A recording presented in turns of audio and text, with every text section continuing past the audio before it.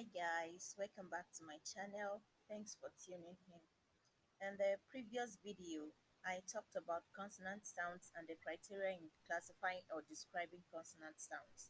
I mentioned place of articulation, manner of articulation, and state of the glottis, but that video majored on place of articulation. In today's lesson, I'll be focusing on manner of articulation and state of the glottis. As earlier explained, I said manner of articulation is the actual way in which speech organs articulate sounds. When speech organs come in contact in the articulation of sounds, different obstructions or closures occur to the airstream. What am I saying? For example, we have the two lips as organs of speech in the articulation of sound.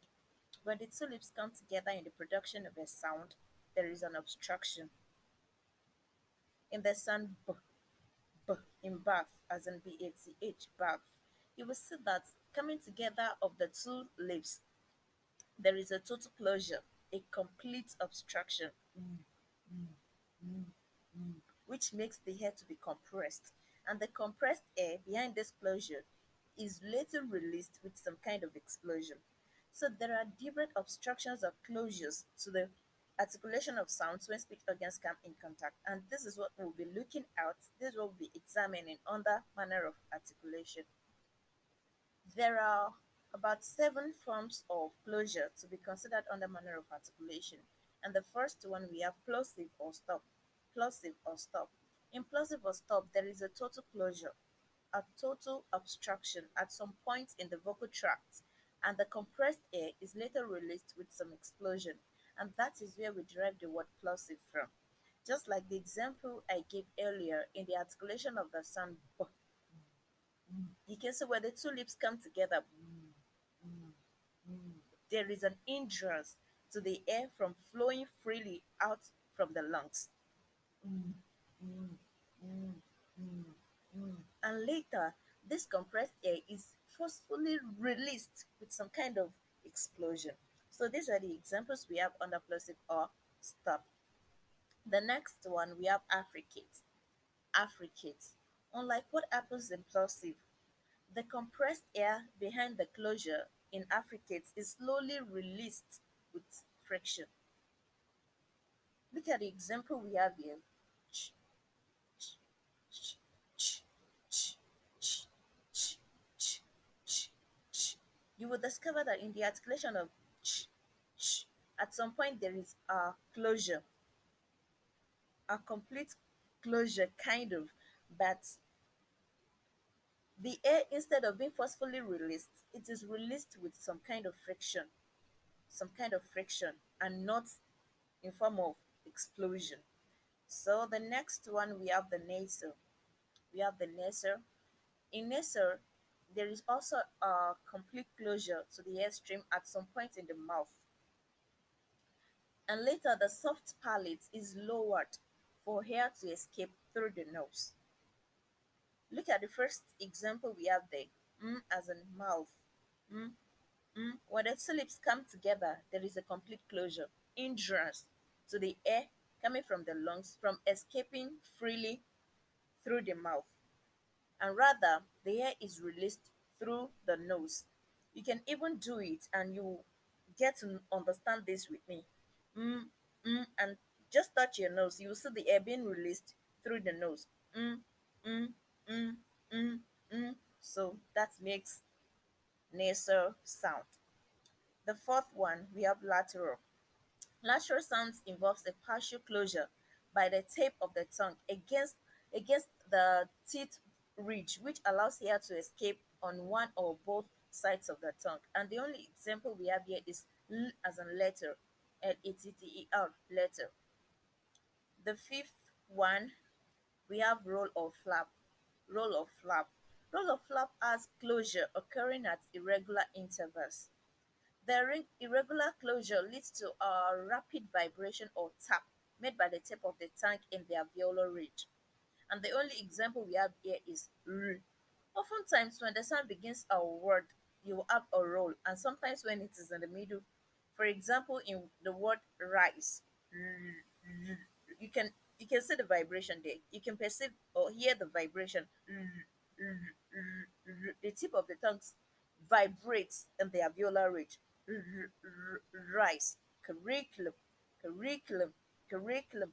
But sometimes also when they come in between words, it could be referred to as a flap because there is a single tap. There is just a single tap on a firmer surface in the alveolar ridge.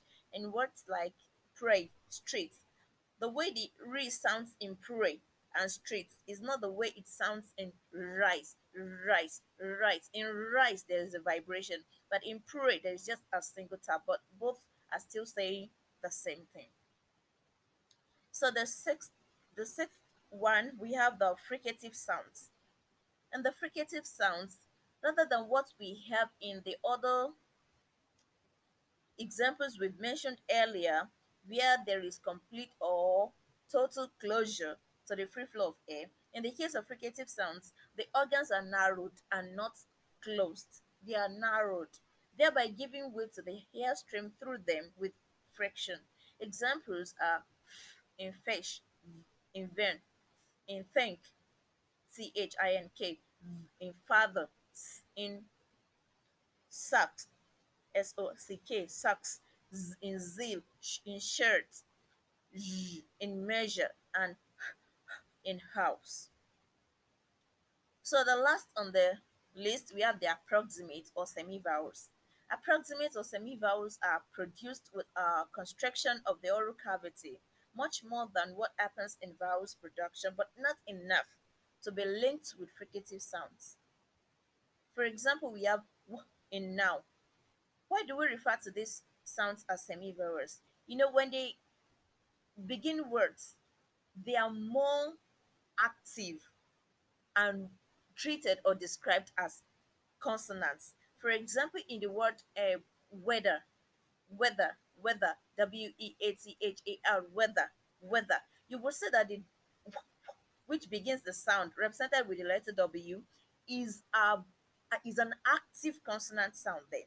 Unlike what we have in NOW now, now, there together with the letter O has has been treated as a diphthong, a vowel. So that is why we refer to them as semivowels. That is, they can act as consonants and as well be used as vowels. In this case, it is used as vowels, and that doesn't mean when we see it in water, we refer to it as semivowels. No. So also in the example baby, the ye sound, unlike what we have in youth. Don't forget I said the ye sound is represented with the letter Y. Unlike what we have in youth, yacht. In this case, baby, it has become a vowel and we refer to it as the E sound, baby. So that is why we refer to these sounds as semi vowels. So, state of the glottis. The state of the glottis is also one of the criteria for classifying or describing consonant sounds.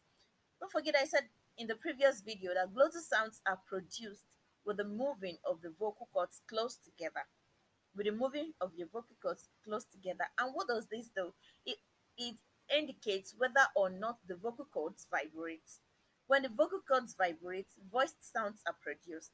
But when there is no vibration of the vocal cords, voiceless sounds are produced. How do we know when the vocal cords vibrate? It is what we can even test ourselves.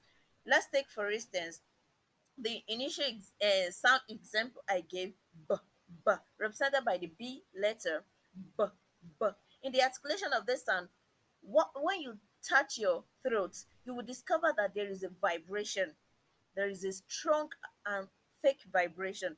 B, b, b, b, b. This shows or indicates that that sound is a voiced sound. But in the case of the sound represented by the letter S, if you touch your throat, you will discover that there is no vibration of the vocal cord. So that indicates that the sound is a voiceless consonant sound. So these are the list of the voiced consonants and the voiceless consonant sounds we have in English language.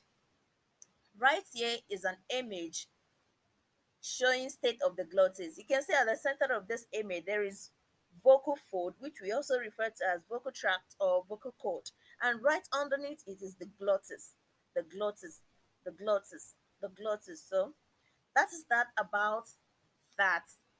That is all we'll be having for today's lesson. So I believe you gained one or two things from this lesson. So from the next video, I'll be treating the consonant sounds one after the other. So stay tuned. Please don't forget to subscribe, like, and share.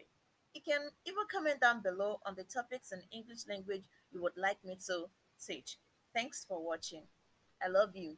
Bye.